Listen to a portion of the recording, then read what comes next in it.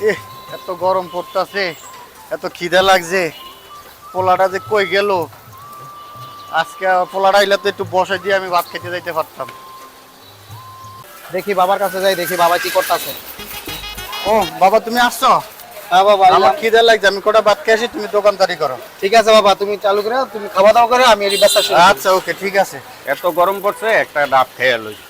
ভাই, ডাব কত? ডাব 100 টাকা। এত দাম? ডাব এখন গরমকাল তো একটু দাম বেশি হবে। তো আপনার গাড়ি সুদ্ধ কত? গাড়ি শুদ্ধ বেচ চালাইতাম 3000 টাকা। আমি 2000 টাকা দিব, দেখেন পারে কিনা। 2000 টাকা বেচ চালাই, বাবা যা তো ভাত খেতে গেছে, বেচ চালাই দেন। এই লন টাকা পাইছেন? হ্যাঁ, আপনি বুঝা পাইছেন তো? হ্যাঁ, বুঝা পাইছি। যা খাওয়া দাওয়া তো হইলো, খাওয়া দাওয়া করলাম, দেখি ছেলেটারে ডাব বেচতে দিয়েছি, দেখি কি করছে। আজকে 2000 টাকা ডাব কিনছি, 5000 টাকা বিক্রি গেল। কেউ ভাই, আপনি এখানে? আমার ছেলে কই?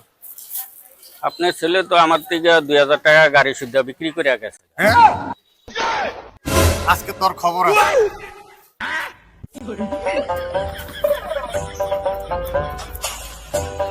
এলো এলো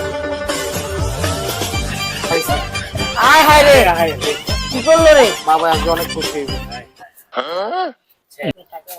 ওই, তুই আমার দোকান বেচা বেড়া জুয়া খেলতাছস? বাবা তোমার 2000 টাকা দা 1 লাখ টাকা কামাইছি বাবা।